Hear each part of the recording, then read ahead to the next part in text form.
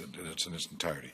So, our first order of business is to go into our eTown Hall. And your master of ceremonies tonight is Mr. Reed Botwright, but I don't see him. Oh, there he is. Mr. Reed Botwright, if you'd care to, are you going to start from there, or are you going to come to the podium? I was just going to start from here and kick things off. I don't know if you're even on. Am I on? Can there you hear me now? All right. Thank you, everyone, and welcome to the City of Nanaimo eTown Hall. Tonight, we are going to be covering the topic of the 2018 to 2022 budget. We will be fielding questions from social media.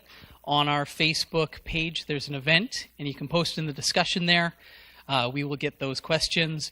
If you're on Twitter, you can tweet to us using the hashtag NanaimoTH, and that will get to us. We also have a contact form on our website at www.nanaimo.ca/go-to/eTownHall. That page also has a bunch of information about this eTown Hall. You'll be able to find out about the budget and a bunch of information on the topic at hand. A few ground rules. We want to get through as many questions, get as much information out as possible. So we liked to ask that any questions that are submitted through electronic means, social media, Facebook, Twitter, our website, all go through the proper channels. So make sure you go to that www.nanaimo.ca/go-to/eTownHall to see all of the rules and whatnot. We want to make sure that the questions get to us so we can get them answered. Also, please stick to the topic at hand. We're trying to address all of the issues, all your questions around the 2018 to 2022 budget, and we're going to do our best to get through as many of those questions as possible tonight. And I will be deferring to the chair for the management of those questions once you guys bring them to us down here.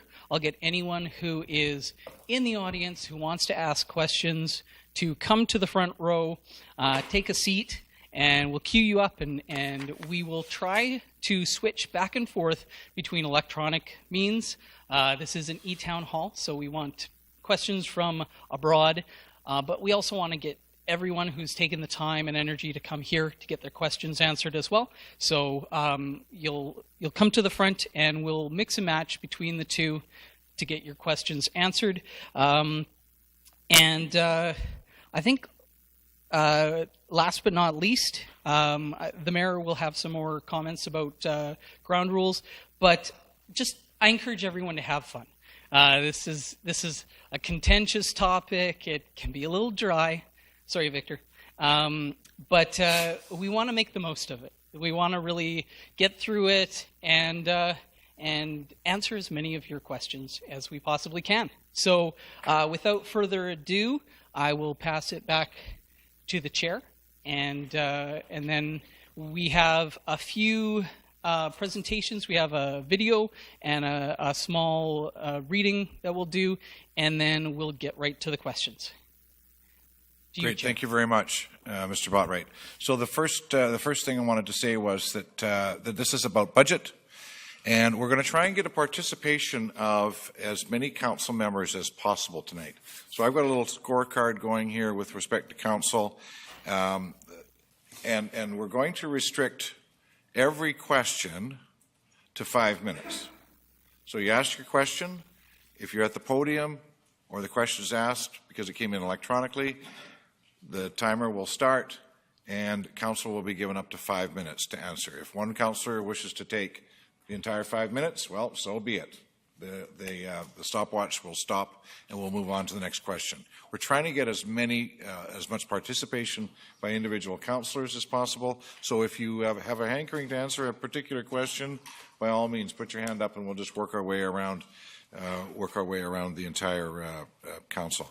If, however, there's something that we can't possibly answer because it's too detailed or there's too many layers of the onion been peeled back, we may have to rely on our staff to answer those questions or to help us with those questions. All right, so Mr. Botright, please go ahead. Thank you. If anyone wants to take this opportunity to come down to the front row and occupy some chairs, I'll be taking it from the left to the right. So anyone who wants to ask a question can come down there. Might as well start from the audience if you're ready. Oh, sorry. Yeah. We will watch a short video first. Thanks.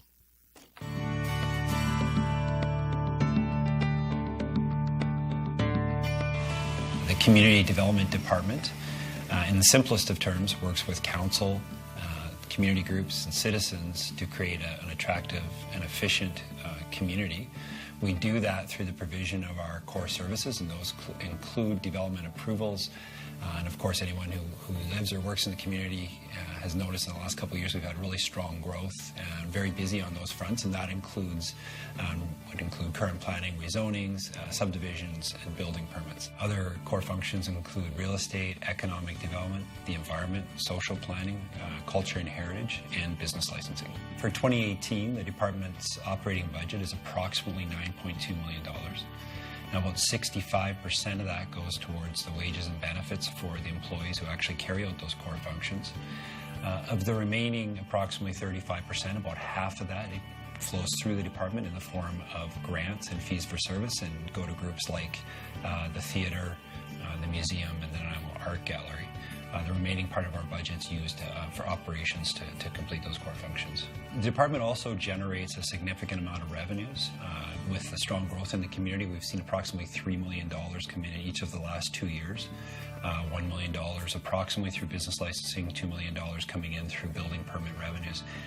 With the pace of growth, we're expecting that to continue in 2018 and see another approximately $3 million in revenue coming back into the department.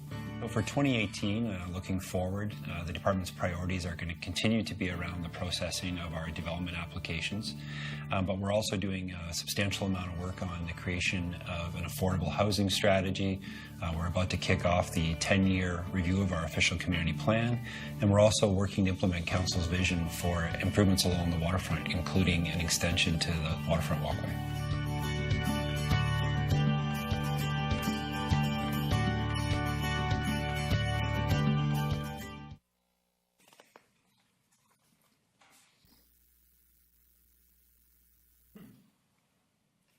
Great, thanks for that. So I just wanted to take a second to also talk about the 2018 to 2022 financial plan with respect to the fire rescue. In terms of the 2018 priorities, top of the list is the fire station number 1 replacement. And in addition to that, the complete 2016 to 2018 service delivery plan goals and objectives. They continue to strive towards meeting response and performance goals, very important, and complete the next 3-year service delivery plan from 2019 to 2021, and to educate, train, and support staff for occupational stress injuries. All of this information is, again, available through the eTown Hall webpage. You can go to www.nanaimo.ca/go/eTownHall. We'll have that up on the screen for all of you who want to take a look there. From here, I guess we'll just jump right into the questions. We have a few in our front row here. Are you ready? Would you like to? All right, yeah, just step to the mic here and address it to the chair. One question at a time, please.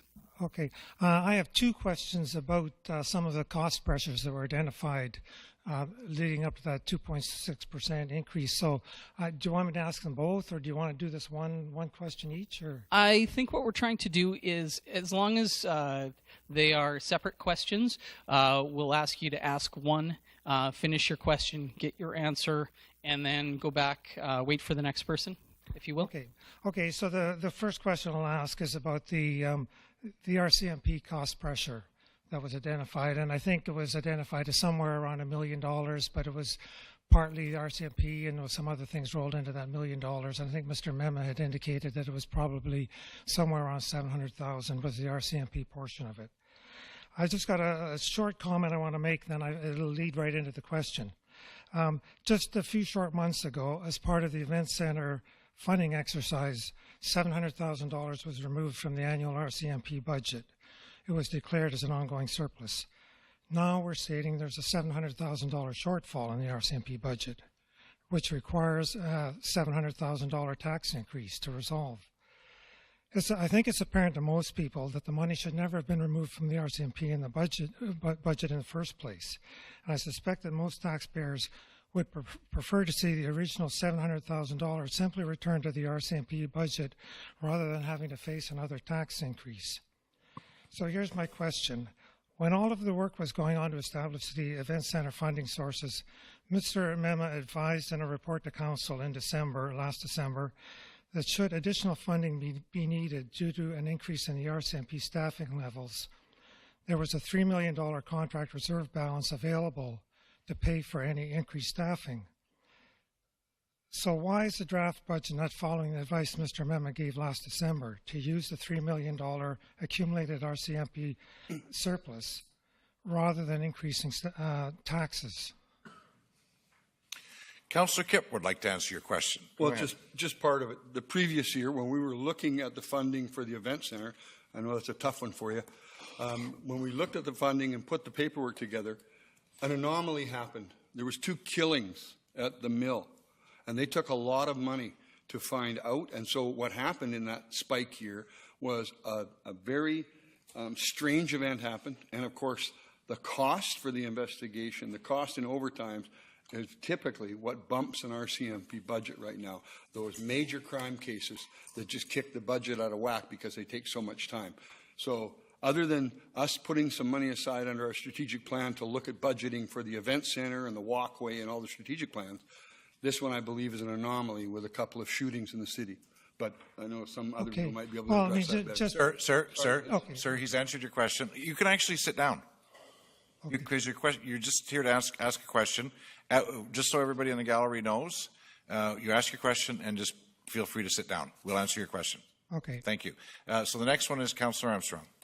Just to add to that, when the RCMP, when you have somebody that goes off sick and they're off for more than 30 days, the budget then switches from the municipality and it goes over to the provincial government. So if you have, for sake of an argument, 10 people off for 10 months, that's going to be significant savings to the municipality because that money is their salary dollars, et cetera, are now paid for by the province. So that's what partially helps with the accumulation of the dollars that are returned.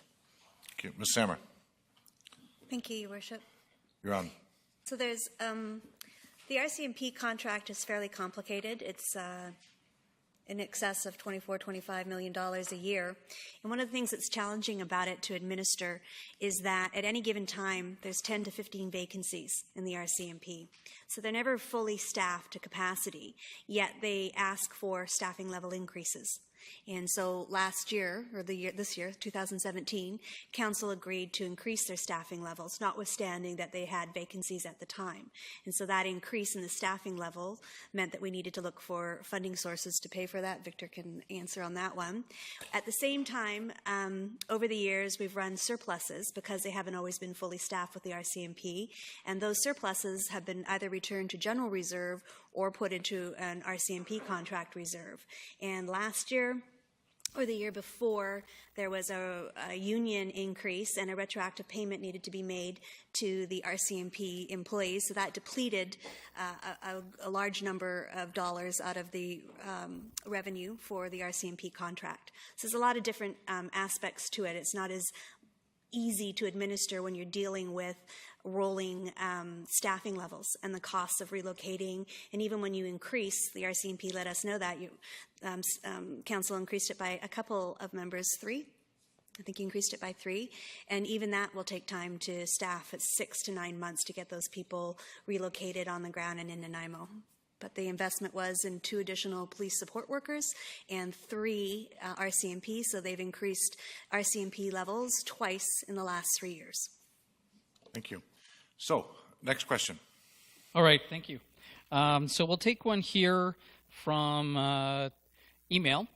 How is the city's transportation master plan being implemented to address traffic congestion, road collisions, including with bicycles and pedestrians, noise, and air pollution?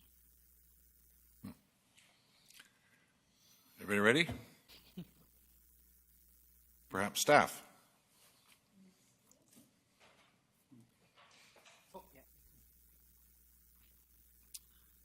Good evening. Is the mic on? It is.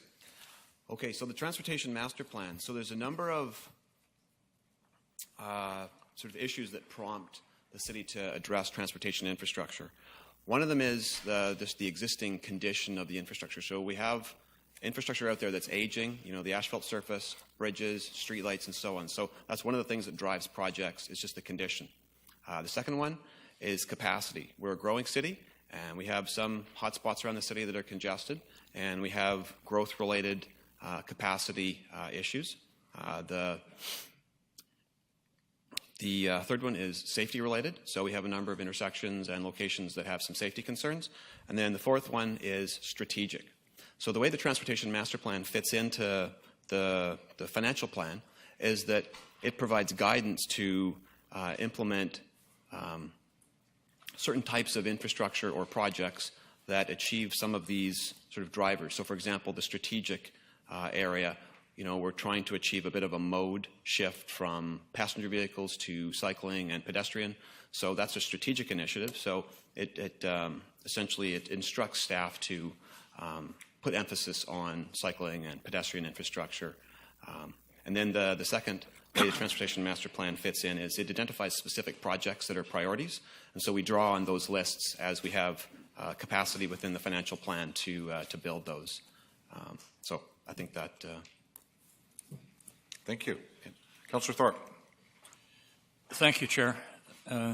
Through you, just to follow up to Mr. Rosen's comments, I guess the short answer is that we can't fix everything all at once, but I think we are making strides through the Transportation Master Plan. In terms of transit, a number of people on this board sit on the Regional District's Transit Select Committee and are looking at ways to make transit more efficient. And we also commit tens of thousands of dollars each year to improve our cycling capacity in the city. And I think we're ahead of most cities in that area. So we are making efforts. It's not going to happen all at once, but we're trying. Thank you. Thank you. Councillor Brennan. Thank you, Your Worship. Just a small note on the side of this discussion is that the Community Planning Department is doing a neighborhood plan for the hospital area, and I think that you'll find that cycling paths and portions on the road are have become quite detailed in that plan, and I was really impressed when I saw it, and I think the members of the committee were pleased to see that accommodation too. Thank you. Councillor Yoakum. Thank you, Mr. Chair. Just quickly, it's not sort of part of the question, but in regards to the traffic, we get a lot of emails around the boundary in the highway, the intersection there just above the Staples. And Mr. Rosen, I think you said the other night we have an RFP out, and it's on the website as well. Sorry? Northfield. Yeah, Northfield. I know exactly where it is there, but anyway, so I want to state that there's an RFP out there, and it is being, we get a lot of emails on that, and it is messy. No one here will kid ourselves, and it's on the books to go forward. I want to share that because a lot of people asked that question. Thanks. Sorry I got the streets mixed up. It's my boundary. Thank you. We're ready for the next question. All right, thank you. We'll take another one from the gallery here.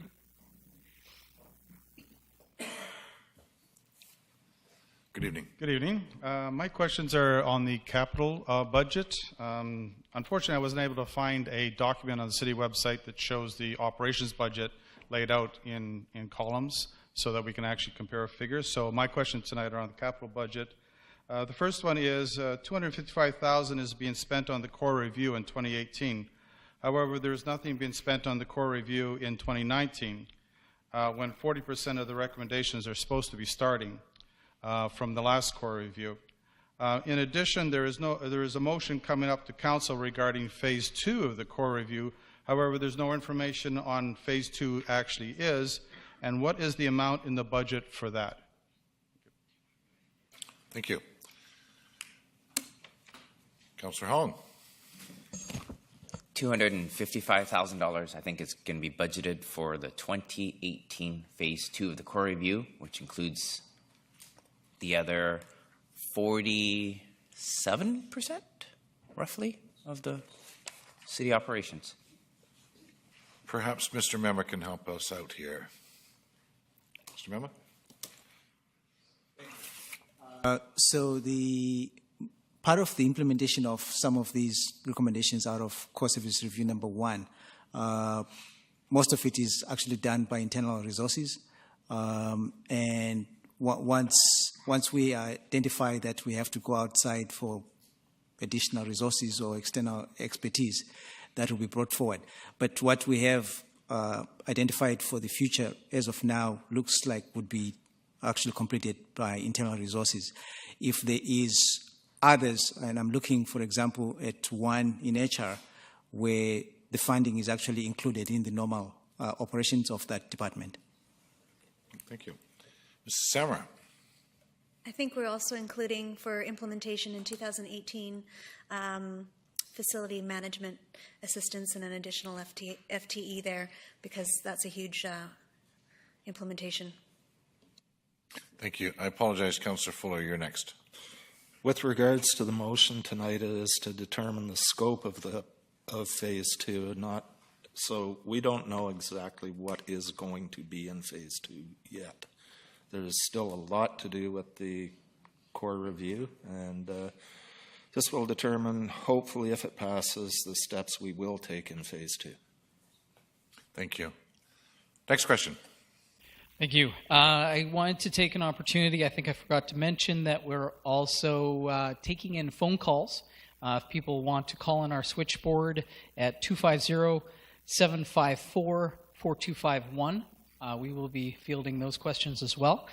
We have one here from Facebook, and the question is, does the proposed 2.6% property tax increase for 2018 include the 1% property tax increase for contributions to the General Asset Management Reserve? Who wishes to answer that?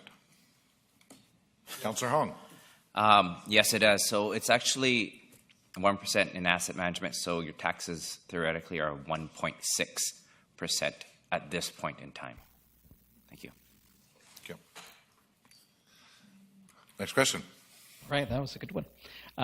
Yeah, we'll take another one from the gallery here. Yeah, if you will.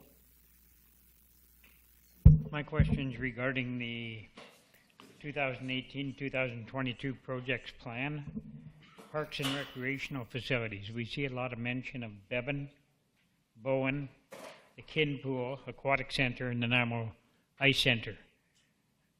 Does that mean that there is no money available for anything being done at other facilities, such as the Chase River and Departure Bay Activity Centers? I noticed that those two locations are not covered by the asset management plan, nor are they covered by the asset renewal plan, but they are one of, Departure Bay, for example, is one of the recommendations of the Core Services Review for $2.1 million, yet we've seen nothing happen with it, and it's not in the books until at least 2026. Thank you. Mr. Harding.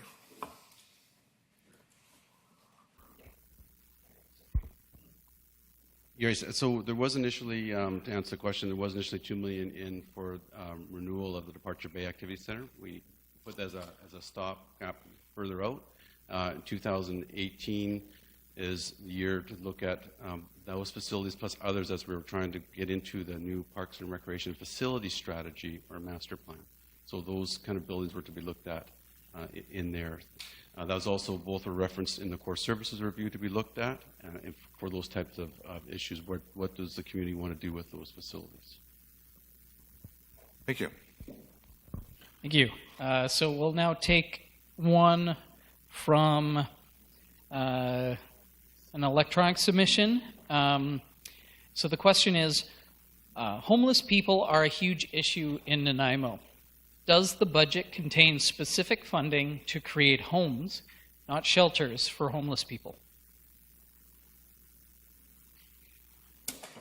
Councillor Fuller. The budget wouldn't include specific to creating homes. The city doesn't build the homes itself. We partner with the province and federal governments, usually through the process of providing land and development cost charges, which is the Housing Legacy Reserve is used for that. So we're still waiting to see where we will be going with the federal government's 10-year plan, and I don't see much in that one for us at this point. But the province has been usually pretty good, and we can find groups to partner with BC Housing. We can provide the properties. We've also got the affordable housing strategy going, which is going to be a comprehensive strategy from homelessness to low-income housing, subsidized housing, et cetera, et cetera. So it's a pretty comprehensive strategy. So no to specifically building housing in the budget, but we can allocate monies towards housing. Councillor Armstrong. And just also a motion was made to council from the Public Safety Committee to instruct staff to look further at the modular homes that were going to be provided by the provincial government. So that is also being looked at as well to see if we can access some of those homes. Thank you. Thank you. Councillor Thorpe. Thank you, Chair. I think Councillor Fuller and Councillor Armstrong covered the points that I was going to make, but I would again stress that we are working on, excuse me, a housing strategy. And I would point to the success that we've already experienced in partnering with Habitat for Humanity in providing a partnership there to allow for low-cost housing to be built. Thank you. Thank you. So for what it's worth, I just wanted to say that on this one, it's such a broad spectrum. It goes everything from the hard to house, to the seniors, to young families, and it's not just to people coming here for looking for education, looking for work. I will say that we have, with respect to some of our social housing, we're ahead of the curve with many other communities. When we started having our discussions about low barrier supportive housing in 2010, there were 140 units that were built out of that. There are more units that are being built now, and they're being operated by really competent operators. However, we'd need an absolute catch-all program that goes from one end of the spectrum to the other, because it's extremely broad, right from trying to help someone who maybe doesn't want to go into a supportive housing program, all the way up to, as I said, seniors and affordable housing for the working people in Nanaimo. So it's very broad. Again, the affordable housing strategy, we'll have some recommendations coming in the middle of next year, and I'm really looking forward to those, because we are behind on that, while we were ahead on the curve with respect to low barrier supportive housing. Next question, please. Great, thanks. We'll take another from the gallery, if you will. I think that all of us here and all of us watching or listening have their own budgets to make. And budgets, even for a home, can be complicated if you just start looking at all the various expenses from various areas. So I'm wondering if it isn't possible for the city to do what people at home have to do on their personal budgets, and that is to look at a reduced set of areas in their budgeting process. That is, first of all, what do we have to pay to not lose our house? And what do we have to pay in insurance, and what do we have to pay just to maintain things? Then a second area is basically what beyond that do we want to spend on? What do we need for health to keep us healthy in the family? And then third, after that, there's sort of mad money or investments, whatever. And those, of course, are balanced off against the debt we owe, which we should know, and the amount of savings that we have in the bank. And I find it very difficult to go through the city's budget and to find anything quite as comprehensive and straightforward as that, although I think it covers all the bases. Thank you. I didn't hear a question in there. The question is it possible for the city to arrange their budget in a fashion that a typical homeowner can recognize what's happening in those areas? Okay, thank you. Mr. Mema.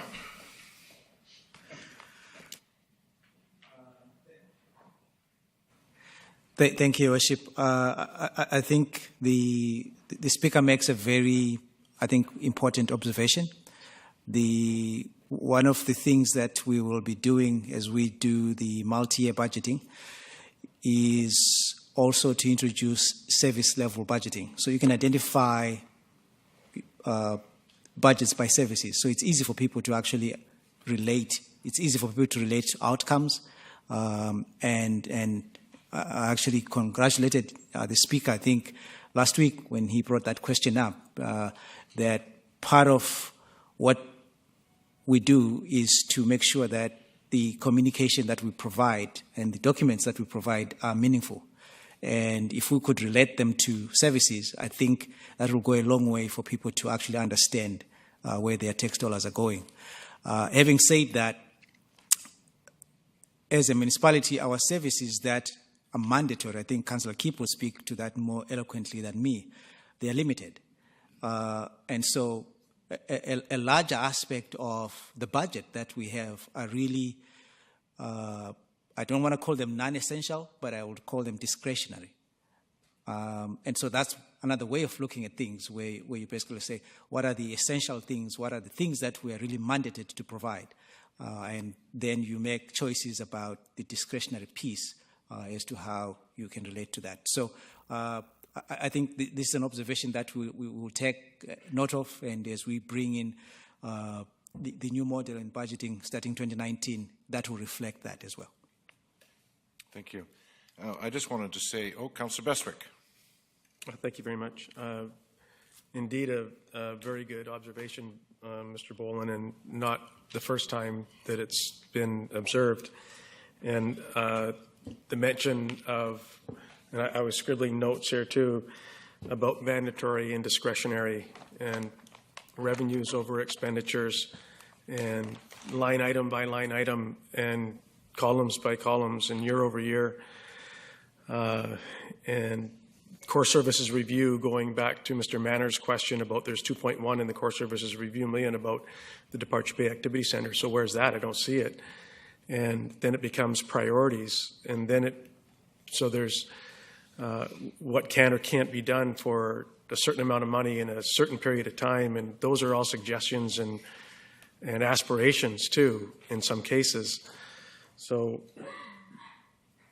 everything is such a fluid document, and without that 5 or 10 or 25 year plan that says in year 1 to year 5, this is what is going to be done in year 1 to 2. And in year 2 to 4, this is what's going to be done. And in year 4 to 6, and here's how much we're going to allocate to it and spend on it. And the complicate, I've sat here for 13 years, and on every year that we've done the financial plan, I think I've witnessed a different iteration of how we do our next 5-year plan. And so there's extreme challenges with how it's presented, not only to you, the general public, but us, and then how we discern how we're going to go about what we did 2 years ago, or what we committed to doing 2 years ago that hasn't been done yet, and what we need to do now, and there's something that's emerged because it's a priority or it's an emergency. I wish it was far more simple than it is, but it just isn't. I wish it was. I wish it was a simple answer. I've yet to find one. Thank you. Next question, please. All right. Looks like we're getting through these at a pretty good clip, so I just wanted to take an opportunity to remind the folks at home to submit their questions via Facebook on our event. We have a discussion section. Those will come in to us. On Twitter, use the hashtag NanaimoTH, and you can also use our web form at www.nanaimo.ca/go-to/eTown So the next question comes in via Facebook. Slightly different topic. Knowing pending legalization is coming, how will the budget be affected with pending regulations of cannabis industries being implemented within the next few years? Councillor Armstrong. I think that's a very difficult question to answer until we find out what the province is going to mandate us to do. I think that's something we need to be aware of. However, until we find out how it's going to be sold, where it's going to be sold, how it's going to be allowed, we can't budget for that. We can't even know if we're going to be, if it's going to be business licenses or what until we find out what the province wants us to do. Thank you. Thank you. Councillor Bestwick. Thank you. Really good question, and I think that we've been toying with this question for a couple of years now while we're watching other municipalities and cities do certain things to address business licensing, to address compliance, to address distances from, between, land use assembly to be able to do this or not do this. What jurisdiction does it fall under?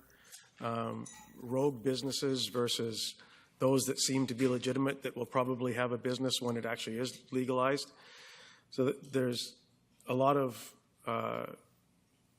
issues as it relates, and until such time as there is some legislation, I would certainly hope in terms of how it's going to affect the budget.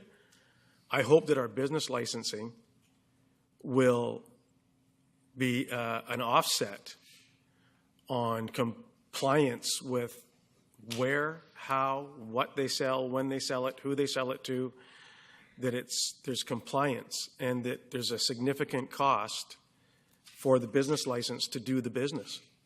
So if we have to hire 1 or 2 or 3 more bylaw enforcement officers to ensure that they're complying, then the business licenses, and if we have 24 or 30 of those or in town or however many we're going to have, is it capped?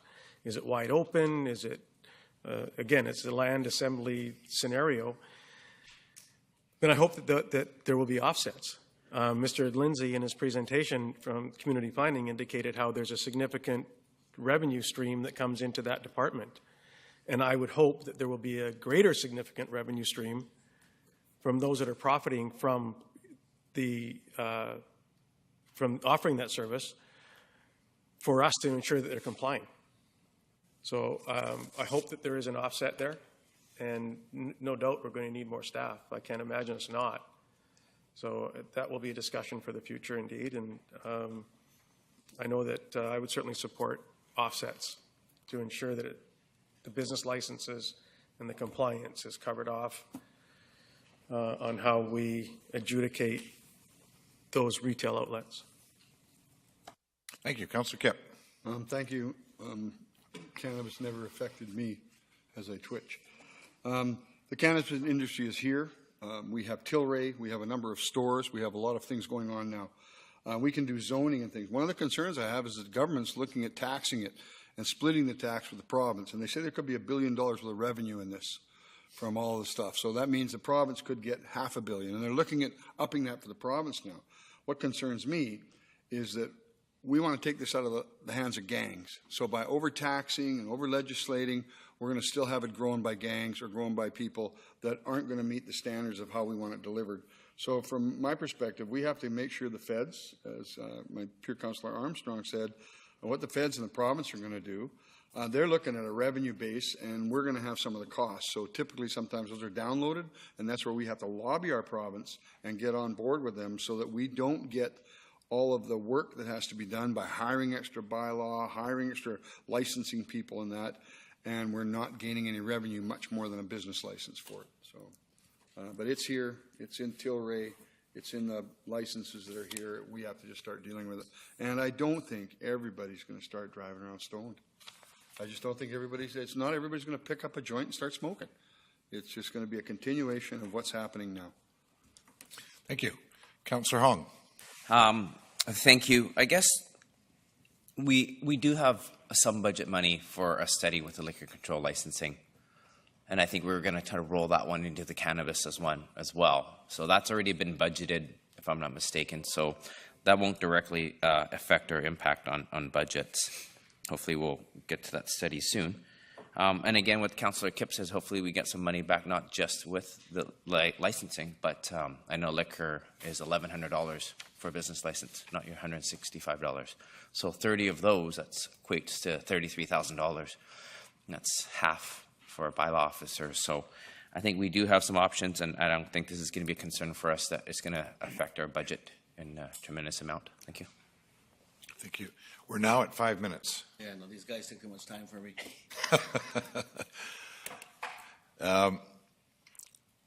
Councillor Brennan, I'll give you the last word. Thank you. This is something that I have been wondering about for a couple of years now, and wanting to get at it and start developing some policies and some regulations around it that the city has control of. I've wanted to look at our business licensing costs, and I know that what Victoria has done is it's very expensive to get a business license in Victoria for selling cannabis, and it is in order to offset the bylaw enforcement that would naturally arise out of that kind of stuff. So there are several things that we could do, and several areas of the budget that are likely to be affected that we can have some proactive pressure on now. And so, you know, I really look forward to getting on the train here, talking with our neighbors, Victoria, Port Alberni, Vancouver, finding out how they've been tackling this issue. And I'd like to see us start down that road much sooner than later.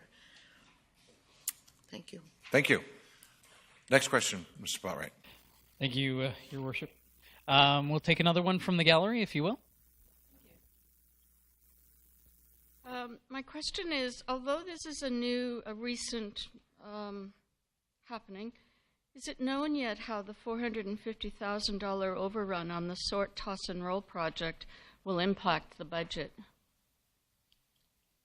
Councillor Hong. Thank you. This impact doesn't directly impact the budget in general taxes. It does it in user fees under the garbage. So I think the staff recommendation at $165 a year takes into account that overrun already, if I'm not mistaken. Thank you. Next question. All right. Thank you. So the next one comes in via our website. What percentage of the total infrastructure spending is anticipated to be committed to dedicated and safe walking and cycling paths? Does this fit the city's transportation master plan, which states that the highest priority is walking and cycling? I think I'm going to go to Mr. Rosen. Or, no. Thank you. Thank you, through your worship. So the percentage of infrastructure dollars that's dedicated towards pedestrian and cycling facilities. So from a transportation perspective, there's about $45 million in the next 5 years in the financial plan. Of that $45 million, there's projects that are related to capacity, so DCC-related projects. There's projects related to condition, safety, and strategic. So the Transportation Master Plan identifies the strategic projects as well as some other ones for safety and capacity and condition and so on. In terms of the total dollars, about a little less than 20% would be allocated to cycling and pedestrian facilities, which would be, for the most part, strategic.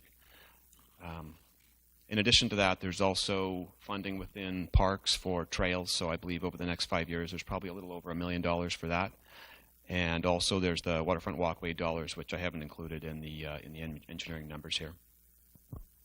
Thank you. Mr. Mema, your microphone's on. Okay. Thank you.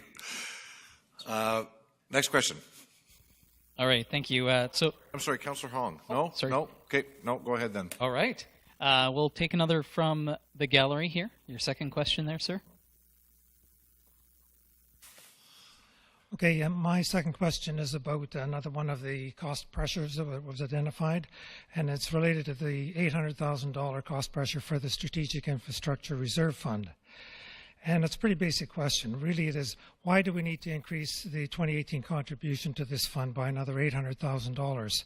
We're already putting $1.35 million a year into the fund. Isn't that enough now that we don't have to withdraw money out of this fund to pay down a debt for the event center? My understanding, the original plan was to leave about $500,000 in this fund after the debt repayments were taken out. So we're already putting in $1.35 million, which is accumulating now 2.5 times as fast as what we originally thought we would be accumulating in this fund. Initially, it was going to be $500,000. It's $1.35 million. So that's my question. Do we need to rethink this a bit? I mean, maybe we don't need to be building this fund up quite as quickly as we originally planned to. Thank you. Councillor Hong. Thank you. I think you might have gotten that mixed up because this is the 1% for asset management plan. Staff have presented to us previous that in the next 25, 30 years, we're going to be short $200 million. $250 million, depends on how far we can expand this dam, because we have a $100 million dam that we're going to have to build eventually for the population increase. So this amount has been carried over from the previous council, 1% every year. And this council decided to roll that over again for the next 5 years. 3 years, 5 years, to put 1% aside for asset management and for growth, because we just don't have enough money from DCCs to cover that. Thank you. Thank you. Councillor Bestwick. Thank you. If I understood correctly, I think Mr. Davidson is making specific reference to the funding mechanisms in the event that the Sports and Entertainment Center proceeded, and that was to establish what was phrased or termed as a Strategic Infrastructure Reserve Fund. Could I just get a nod? Am I closer to that being your intent? Is the Strategic Infrastructure Reserve Fund? That's right. That's right. It's the fund that we were putting. That the plan was to put in $3 million into it every year to fund initiatives like the event center, which now we're still continuing with this idea of putting $3 million into it a year. Although we don't really, do we really need that anymore? Because the idea was it was going to fund the mortgage on the event center. Now we don't have that to be concerned about. Right. So that was an aspirational idea as it relates to how should the event center referendum proceeded was one of the mechanisms that would be created in order to offset the loan, to offset how it would be paid over how many years. And as a result, is what amount is being allocated to the Strategic Infrastructure Reserve Fund now for 2018 and 19 and 20 and 20? I would have to actually defer the specifics to be answered by Mr. Mema. I personally don't have the exact numbers in front of me or the knowledge of the exact numbers and whether or not $3 million has been allocated there. I know we have Community Works Funds money in the neighborhood of $4 million that comes in to us on an annual basis that gets allocated to general operations in some cases, reserves in some cases. We receive $2.567 million from the Great Canadian Casino. We receive 1.8 or whatever the amount is from Fortis. So we receive quite a bit of monies that come in that have been allocated to operations that could be allocated elsewhere or different reserves. And I think that that's to your Strategic Infrastructure Reserve Fund question. Is it 3 before? Is it 3 now? And then is it 3 in the future? And so I would have to defer to staff to try to get your answer. Okay, how about we do that? Ms. Sammer. Mr. Mema, can I answer? Mr. Mema. Thank you, Worship. A couple of comments, then an answer. So in 2016, when the Strategic Infrastructure Reserve Fund was set up, we made a proposal and got endorsement from Council to gradually move the gaming funds of about $2.5, $2.6 million in their entirety to the Strategic Infrastructure Reserve over time. And if you recall, my analogy then was you have to make a choice whether you want pain now or you want pain later. And we chose that we would gradually actually do this. So the two sources of funding for the Strategic Infrastructure Reserve is the Fortis money, 525, and the 2.5 in gaming. In 2017, we've moved the 525 into the Strategic Infrastructure Reserve. And we also moved 800 of the gaming revenue. Now, the plan was to do this over a period of 4 or 5 years so that we can lessen the impact on our property taxes moving those funds from general revenue into that fund. So the plan as it sits now is endorsed by Council. We are proceeding with it to move the next tranche of $800,000 from gaming revenue to that fund. The event center was one project eligible to be funded from that, but the intent of that fund was for what I call legacy projects, either for this council or the next council. We do have funding mechanisms for asset management in place. You didn't have funding mechanisms for your legacy strategic infrastructure, and this is the fund that we set up to do that. So we've moved $1.3 million in 2017.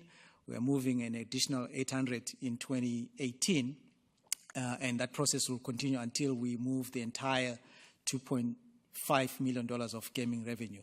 The whole intent was to lessen the impact on property taxes. Thank you. Next question. Great. Thank you for that.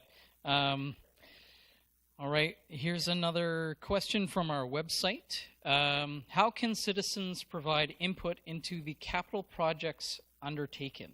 For example, adding sidewalks in old neighborhoods like the hospital area where there are no sidewalks now and none are planned.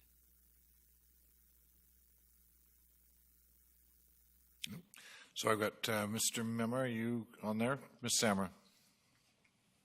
Certainly, members of the public can go to mayor and council and say, there's projects that we want you to work on in our neighborhoods, and mayor and council can look at the budget and allocate or move projects up. For example, the sidewalk near the hospital, it's not until later years, so there's a possibility for council to move that forward to be done sooner. In any of those decision-making, council has to weigh that against the capital projects that are coming forward from Public Works and Engineering, which are the ones that we're required to do to maintain our assets and our infrastructure within the city. So there's room to move things around, but when you do that, other things get pushed out, so it's a matter of risk-based analysis. But again, at the end of the day, it's council that's deciding what's going to be built in the next fiscal year. Thank you very much. Councillor Bestwick. Thank you. Question, is it related to how you get involved in and improvements in your neighborhood or beyond, and sidewalks, and for sure there's places in the city where I would prioritize where sidewalks go if it was just up to me, which it's not. And so there's the community, when you come and say, we would like to see, based on the growth in the hospital area, a sidewalk from Dufferin to Bowen Road. And because it's not safe to traverse, et cetera, as it is today. I couldn't agree with them more. When I hear people come and say the Green Rock subdivision on Bowen that goes past the dance studio, that's in an industrial area, that is now a shortcut to Northfield Road to the highway, past a place where there's lots of people that leave it to walk that are being rehabilitated, and there's no sidewalk. Really concerning to me too. So then what do I do when people come to me and say, hey, what are you doing? That's not, I don't see that in the budget, or that stretch of sidewalk or otherwise. So then the normal process that we go to staff and say, hey, that place there, it needs it more than where it's identified right now. I want to see more money spent there, or I want to see that moved up in the process. And sometimes it is, and sometimes it isn't. So the frustration that people may sense or feel as a result of not getting stuff where they think it should be, when they think it should be there, is probably shared by the majority of the people here, because we all have our things where we'd like to. I'd love to see on Lost Lake Road a sidewalk. It's so busy and people speeding up and down there. Love to see one. I'd love to see the Green Rock subdivision with a sidewalk. I'd love to see the Dufferin to Bowen Road have a sidewalk, because it's a very significant pedestrian-generated stretch. Will that happen? I hope so, but I don't know that we'll have a consensus of council to change staff's mind where it's been recommended we prioritize those monies in 18 and 19 and 20. So. Thank you very much. Next question, please. All right, thanks for that. So we'll take another one from the gallery, if you will, sir. As others have mentioned, it's a bit of a struggle to make sense of the operating financial plan. Mr. Meme in his video has referred to a combined $200 million budget for operating and capital. So I look back in 2016, the combined expenditure was $154 million. And so this looks like a significant jump. If I break it apart, so the $143 million just for operating, well, last year in Budget and Brief, City said that the planned operating expenditure was $133 million. So that looks like a $10 million increase in expenditure, just operating expenditure from last year to this year. So my question is, purely on operating, what is the planned increase in expenditure from 2017 to 2018? Mr. Mema. So I think there's two questions, and I'll answer them this way. There's a change in presentation. So in the past, we have operating projects that we report as part of the capital project. We're not doing that this year, and that's upwards of $7 million that I'm counting as pure operating projects. So that accounts for one difference. The other question that I've addressed with the speaker has to do with availability of a project, of a capital, of an operating budget that he can easily compare with that. That's going to come up at the provisional budget point, which I think we're about a week away from that. So we'll produce our budget in brief. We'll also produce that comparison. We'll try to do a good job of explaining the differences in presentations. One of the presentations differences is we are moving ahead with a new presentation. Part of what we're trying to do, or what the standards organization is trying to do, is to make sure that our operating or our budget documents actually are presented in a similar way with our financial statements. Right now, they are not. And so we'll try and reconcile that when those documents come out so people can easily compare the two. And we are about a week away from that. Thank you. Thank you very much. Ms. Sarah? No? Okay. Thank you. Next question. All right. I was just going to give you an update. We're at 8:01, and we do have several questions still queued up and people in the gallery. So is it? We're doing really good. I thought you said we were humming right along. We are. We're getting through a lot here. Okay. Is it all right if we proceed? Council, what's your pleasure? Do you want to go till upwards of 8:30? There's some good questions too. Okay. All right. Here's that way. Carry on. All right. So next from the gallery, please.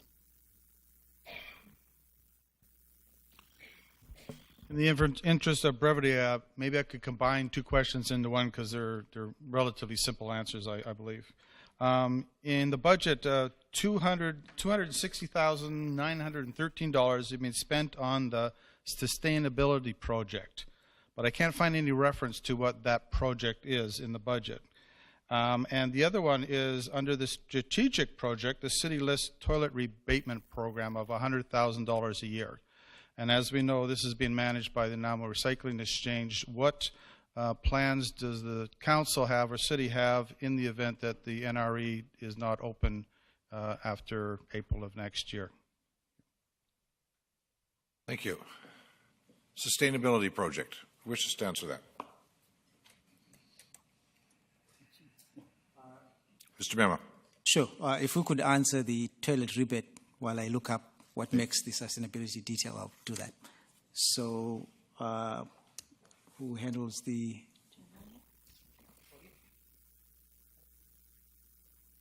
Your Worship, in terms of the rebate, the Speaker's correct in that the city essentially runs the program. We provide the rebates. One of the pieces of evidence we collect that somebody's obtained a toilet and they've replaced it is that they take a receipt to a place like the NRE and that they've obtained and are recycling the toilet. So if in the future NRE did not exist, we would have to find another group to work with to fulfill that part of the program. But at this point, the money's still proposed to be in the budget.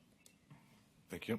I would ask the staff member that has that in their budget to step forward and explain what that one's for. Thank you.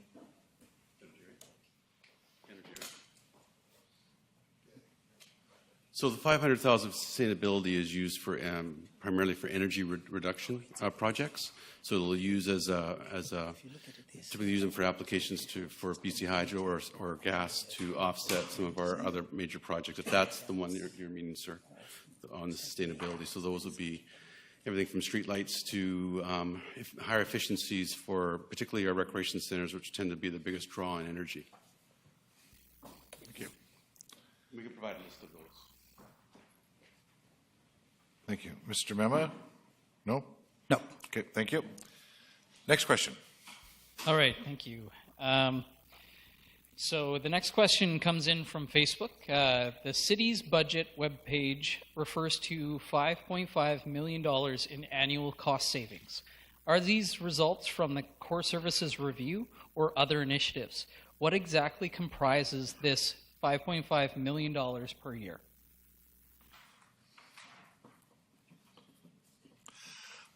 I didn't actually catch the $5.5 million in what did you say? Annual cost savings. With respect to the CSR? Okay. Well, yes, it says, are these results from the core services review or other initiatives? Okay. I don't see anybody from council putting their hand up. Mr. Mema. Thank you, Worship. It's slide 16 of the budget presentation from last Monday. What that slide did was comparing the financial plan from 2014 to 2018, which you found in place when you took office, comparing those projected property tax increases with the actual property tax increases and the projected one for 2018. So the differences from each year over that period up to 2018, if the budget proceeds in the way we have recommended, would show an accumulative annual saving of 5.5%, and an equivalent of that is $5.5 million. So the differences obviously are many from year to year. There were things that were planned to be done from year to year. You decided to do things differently. There were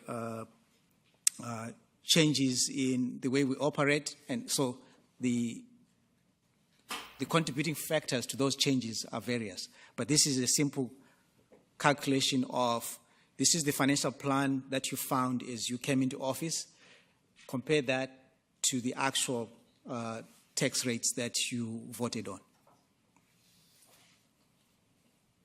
Thank you very much. Councillor Yoakum. So, thank you. So, Mr. Mema, what you're stating, which is it's a question coming up as well about the taxes. So, when this council started this term, I believe the projected tax rates for the 4 years is 10.5+%, and in the 4 years we've actually have around 5.5 or 5.1% is accurate. Would it not be? So that's how we got the 5.5 million number derived from. That's correct. That's just a comparison between the two. Okay, thank you. Thank you. Ms. Sammer, you're queued up. Sure. So the Core Services Review final report on page 30 notes in the benchmarking of Nanaimo against similar-sized communities that our residential tax rates are somewhat higher proportion of its taxes from residential taxpayers than do other benchmarking municipalities. So they made that note, but in reality, what you've done is changed that projection. So you're setting lower tax rates by 2, 3, 4% per year over the term of office. It adds up to 4, 10, 12, almost 13% was projected, and you delivered 3.5, 5 something. Thank you. Councillor Brennan. Thank you. I just want to comment that those the financial plan, as it's initially presented to us, the 5-year financial plan, has projected expenditures for the years hence. And it's certainly been my experience since 2002 that whatever is projected in the 5-year plan is usually when we get to developing the budget for that particular year, it's ratcheted back considerably. I've never seen a tax increase of 5%. So I just want to caution people from drawing the conclusion that those were actual dollars saved. They were a projection, and we sat down, and as people say, we sharpened our pencils, and we made some adjustments, and we moved back considerably. So it wouldn't be correct, I think, to say these are definite savings that we accrued. It would be more correct to say we were extrapolating that we might want to do this in 2018, and we've changed our mind. We've changed the budget around. We've pushed things back a bit and whatever. So let's, I think, look at that with a critical eye. Thank you. Next question. Great. We're going to get another one from the gallery here.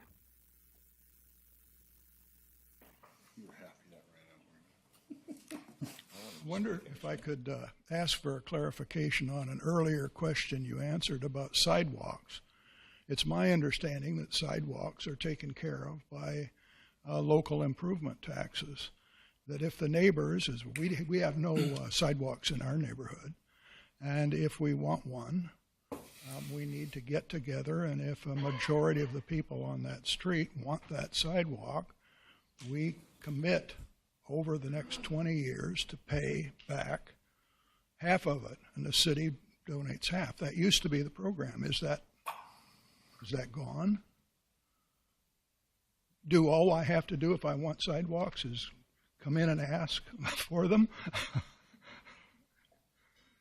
Okay, thank you, sir.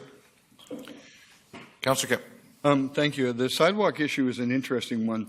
There used to be local improvement projects, but I don't think we have those now or haven't instituted one for a number of years. I think the last one was in the Departure Bay area, but it was, I bet you, 10, 12 years ago. The problem is the sidewalks in new areas, when you split a lot, that's, I think, the worst thing that people see in the city, is when you develop a split lot or a subdivision and you have to put that little strip of sidewalk in front of your place with a curb and gutter, and people find, like, Jingle Pot Road's a classic. You walk along the road, you go over 10 feet, walk along the sidewalk, go over 10 feet.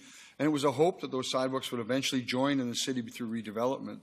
But it just doesn't seem to be happening quickness because the community would be separated out. Typically, it's through the lobby, like Councillor Bestwick said, people lobbying in their neighborhood, safety reports showing the area is starting to become more dangerous. And typically, I think the roads are decent in our topography, but the drivers are really, really bad, arrogant, speeding, texting. So it's a safety issue too, and how the traffic is speeding. But what I would like to see, and I think it would be, I don't know whether we can, it'll have to come as a motion where if a development is coming through and there's no sidewalks in that area, that money is taken from the developer and put near a school and outward from a school, and their name stamped in it, given by Ron Boland Construction Company, or whatever it is, and that goes from the schools out. So this question about the schools in Harewood and getting sidewalks, where we actually steer that money to the areas where kids are. A few old people get run over in the neighborhood, doesn't bother me much as a couple of kids getting run over. So if we could get them near the sidewalks and get them on where those kids are and where their buses are and safe areas, that would be more important to me. But I think it needs a whole paradigm shift of how we think about sidewalks and safety, because the old rules aren't making it for us. So thanks. Just my opinion. Thank you. Councillor Brennan. Thank you. I agree with Councillor Kipp. The method we have been using is probably not accomplishing as much as we wanted it to. But what I want to make the point, I think, that when we're talking about things like sidewalks, neighborhood improvements, and that sort of thing, we really do need to rely on our staff for the way that they view things and the factors they take into about why you would need a sidewalk here, and this is more important than at this point in time because down the road there's something else happening there. We know we're going to get a sidewalk. Because to do otherwise, I think, opens us wide open for some sort of who knows the most councillors, and if councillors get to decide that this neighborhood deserves a sidewalk and this one doesn't, no, I think we could run into some trouble here. So I think there has to be a really careful balance of what councillors take in as information and requests and hopes of neighborhoods, but at the same time, the information that we get from our staff about how you calculate the risks and why they've made the suggestions they have to play a really strong part. Otherwise, there's a lot of political influence or gerrymandering that one might find. So I just think we need to respect the staff's reasoning behind things and only change them if there's clear scientific evidence that we should do that. Thank you. Councillor Thorpe, last word. Thank you, Chair. So I think one of the answers given earlier to this question was quite rightly that individuals or communities can lobby council, and that's fair enough. I'd also point out that they can use their community association to pinpoint issues, including sidewalks, in their particular areas. But I do agree also with Councillor Brennan's comment that we have to rely on our staff for a bigger picture overview of city priorities and safety issues. And I'd also point out one other thing that hasn't been said, and that is that sometimes these projects relate to piggybacking and cost savings, so that, for example, if a sewer line is going to be replaced, it might be expedient to look at road repairs or sidewalks at the same time and piggyback those projects rather than do them separately at different times. So there's a lot of factors, I think, that are taken into account. And again, we rely on our staff and their expertise to guide us in those decisions. Thank you. Thank you. Next question, please. Great, thank you. So this one comes in from Facebook, and the question is, given that the city is proposing a tax hike, what steps will council take to ensure that discretionary spending is managed prudently? Well, I can tell you for myself that is something that you're reviewing every single day, prudent spending, and that's what we're asked to do. The core services review is one of the tools that we will use, and this council seems adamant to go into phase 2 of core services review. So You don't get much more critical than those looks under the microscope to see what you can do better. Councillor Kipp. Yeah, thank you. It's a key word is discretionary there. So we've tried to determine what is our foundation, with the work we have to do foundationally, what is mandated by the provincial government to us, and what is discretionary. I've always talked about that in the core service review. So foundational work, is that firefighting? Is that water? Is that garbage services? Is it walkways? Is it trails? Is it sidewalks? So what is the mandated is but what the government makes us do. We have to do economic development, but it doesn't say how much we have to do of economic development. But we have to have an economic development department. But I like to get more into what is the foundational work the community wants, what is mandatory, and what is discretionary. Because, and I might not like the discretionary list. That might be swimming pools, it might be arenas, it might be ball fields, and those are discretionary things that we have to determine. Foundational ones are hugely important. Water, those supplies, good land use, good business, and things like that that we can support. So for me, discretionary spending is the one area we do have the ability to move things and look at. And I think sometimes we take on things that are discretionary for the municipal government. For example, if we get tagged into the fentanyl epidemic of having to manage and run all the systems for it, and the provincial government's not involving or not paying, or the federal government's not paying, or we lose money on the marijuana stuff. So what is discretionary? We have a lot of line items, $200 million worth of line items now, and a lot of it is discretionary compared to what the local government access. And when you want to compare apples to oranges, what do you get for your tax dollars in Nanaimo compared to Kelowna? If you're an athlete, Kelowna and Kamloops, you're going to love it because there's so many sports facilities, things for young kids to do. In Coombs, it's not the same.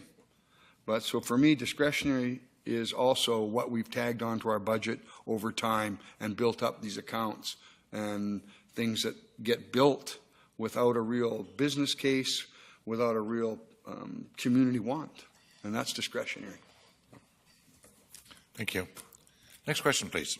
All right, we'll take another one from the gallery. This might be the case of person submitting it via Facebook following up with a question in person. Oh, no, it's quite right. It was actually, this is a suggestion more than anything else.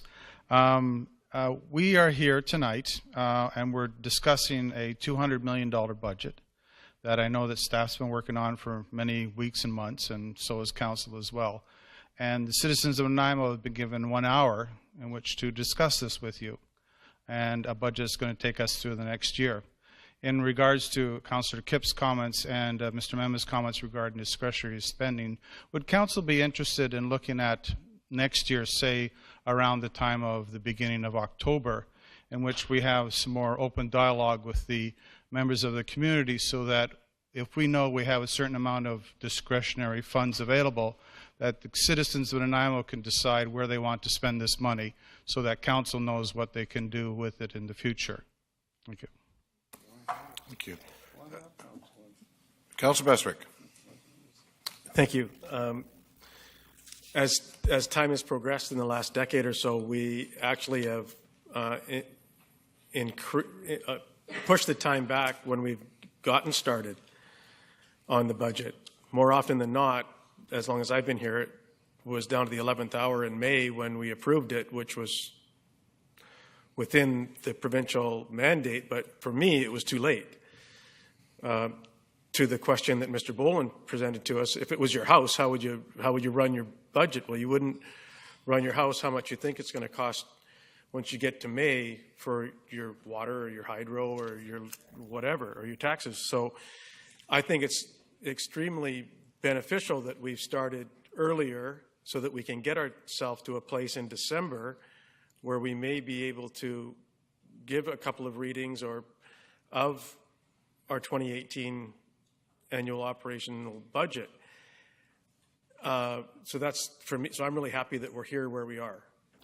Now, have we done enough to engage? Well, I can only tell you, Mr. Sir, that I've extended myself to you on more than one occasion to come and sit down with you anytime you want, anywhere you want, to talk all things city, and you've rejected me on every occasion. And I've done the same thing with other people in the audience tonight when they say, hey, what are you doing? What are you guys doing? And I'll extend myself to those people and say, you tell me where you'd like to meet. You tell me how much time you have, and I'll be there. So if you want to come to me and say, hey, Councillor Bestwick, I've really got an issue with this and this and this and this. Can you take this forward for me? I'll happily carry that mail. I'll happily come to my colleagues here or to staff and say, a member of the community has asked me these 6, 10, 12 things to get clarity for them. And for me too. Because I'd like to go back to them and give them the answers. So if you would like to have more exchanges about specific items, the $261,000 sustainability subject matter specifically, send me an email. I'll meet you with you the very next day, and I'll have the best answer I possibly can have for you. And that is how that I try to relate to the members of the community is if you've got problems or concerns or issues as it relates, I'll come and meet with you and bring whoever you want. I've been asked, can I tape it? Sure. People have asked me, I'd like to meet with you, but only if I can tape it. Okay. Sure. Video it if you'd like. So however you'd like to communicate with this council about questions that you have about this budget, I'm happy to meet with you every day until we adopt it. Thank you. Councillor Hong. Thank you. I'm rather pleased that we are where we are in the short term. I remember the first year we started, we were approving an advance budget for stuff that the staff needed a budget to do because they had projects to get started before we finalized the project in, like Councillor Bestwick said, in May. So I think we've gone a long way in the short time that I've been here, and I'm pleased with what staff has done. With regards to the question, we have a 5-year plan. It's not like we're hiding anything from the public. You know what our taxes are going to be next year. We told you roughly. So, and then the year after, and then the year after that, and the year after that. So there is a 5-year plan that you can kind of look at to see which direction we're heading. We've had finance and audit, which was new, which was great this year. They were open to the public. Each department came and presented in that time frame. So the public, it was open to them to come if they had questions about discussion. So we're not springing this last minute to the public. We've been working at this, right? So there's videos. Council made strategic priorities. I'm hoping that we can accomplish a lot of those and expect those to be on the budget because that's what we've decided. And if the public doesn't like what we decided on our strategic priorities, they should come and tell us. So I don't think we're hiding what we're willing to spend. I think we're doing a damn good job. I'm proud of this council. Thank you. Thank you very much. So I guess we're getting pretty close to the end. Mr. Botwright? Yeah, I was going to address that. We have a few more in the gallery who we might get to one or two. And I wanted to say anyone else who has questions, either here or at home, we have a bunch of questions queued up. We will be taking those, compiling them, and doing our best to put out a report afterwards addressing all of these questions. So feel free, if you're online, to continue to submit questions. We'll try to get as many answered here as we can. And the next is from the gallery.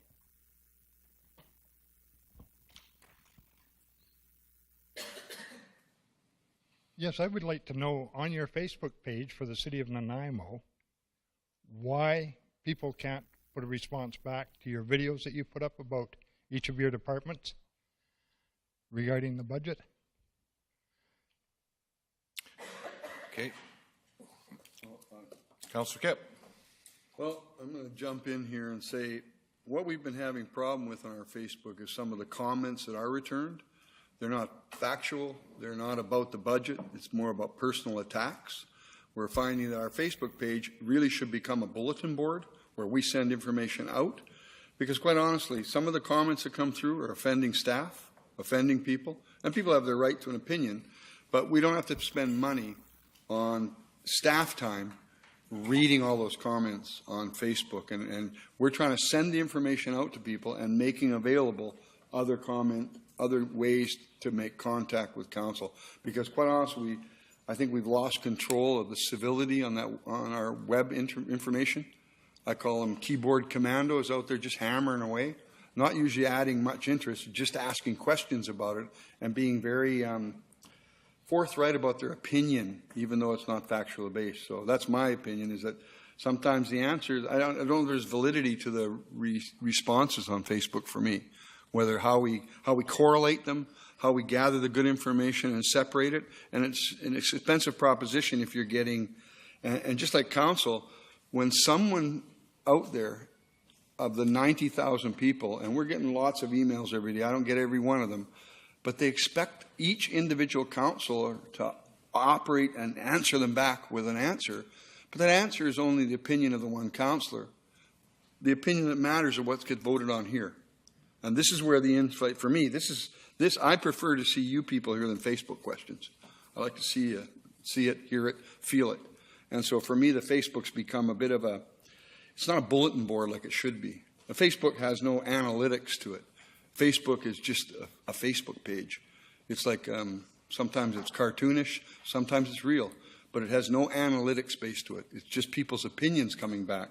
And we're trying to give you what we're doing and sending out information so you can analyze the information and then come to the microphone or send into an individual council your point. So I don't see a lot of validity and governance through Facebook. Thank you. Next one is Councillor Armstrong. I just want to reiterate what Councillor Kipp said, that when you have defamatory comments directed towards staff and other people, that it takes a lot of time for our staff to have to do that. We've had staff members all weekend giving up their weekends to have to do that because we are liable for those comments. I don't think people realize that if we don't follow up with some of them and remove them, we become liable. So there's a lot of issues around that. So what we do ask, if you're respectful, nobody takes issue with that. Or if you want to criticize respectfully. None of us, I think, take issue with when it's a criticism that's done politely. I don't think we have. I certainly don't have an issue with it. But when it becomes very mean and very mean-spirited, it becomes an issue. So that's one of the reasons that happened. But that doesn't stop you from emailing us with your concerns. I mean, you still have that availability. We still post lots on our websites. I mean, we get, I bet you on average, 40, 50 emails a day some days from concerned citizens that we try to respond to. Sometimes we can't. Or somebody's responded, Councillor Beswick may have responded, and I'll just said concur with comments made. Or I don't bother responding because I think the answer's gone out from a council member. So, but that is one of the reasons. It's that when people become very mean and vindictive, we can't allow that, as employees and as a city. And we can't, if you want us to spend another $100,000, $200,000 to have somebody come in to monitor our Facebook, I don't think that's a good use of taxpayer dollars. Just my opinion. Thank you. Councillor Four. Yeah, there are all kinds of means to contact City Council and City staff other than through communications on a Facebook page. If you want to get into political debate and that, you go into the Facebook politic pages where there's a lot of slamming of City Council, a lot of back and forth, and then you form your opinion based on what's being said in those pages. And I like to think that there's a huge amount of intelligence in this community to figure out what's being said. So we don't need that on a Facebook page that the city puts up, which is primarily informational. I wasn't even aware they had comments on it because, you try and keep track of all the other stuff. I've got 3 phone numbers. Call me. People can find me. I'm more than willing to go for coffee like Councillor Beswick is. And I have an email address. And like I say, there's a city staff directory if you have a specific question you want to ask staff. If you don't feel you're getting the right answer from staff, you can always email mayor and council. So there's lots of ways to communicate with mayor and council and staff other than through a Facebook discussion group, because that's what it was becoming. It wasn't becoming informational anymore. Thanks. Thank you. So that's the end of it, unless Ms. Sammer wants to add something. I think we've covered that off quite well. I just wanted to ask if, since it's timely, if you wanted to rise and report through the city clerk on the Facebook page at this point. That's probably a good idea. Thank you, Your Worship. At your in-camera meeting this evening, you made a motion to take down the Facebook page unless there was a way that we could turn off comments permanently. Thank you. Do you also have the vote on that? That vote was, it was passed by everybody but you. Mayor McKay was opposed. So, Mr. Botwright, let's wrap her up. Yes, I guess we're done. We've reached time. I wanted to take this opportunity to thank all of the councillors for their great answers, staff for all the information they provided, and everyone at home and in the gallery for their great questions. I think this was very successful. I wanted to also take this opportunity to remind people that we will be putting these the unanswered questions together in a report, and if you're still submitting them, we'll be turning them off sometime this night. But otherwise, we want to cover as much as we can from this event. So thank you very much, everyone. Thank you very much. So, Ms. Curry.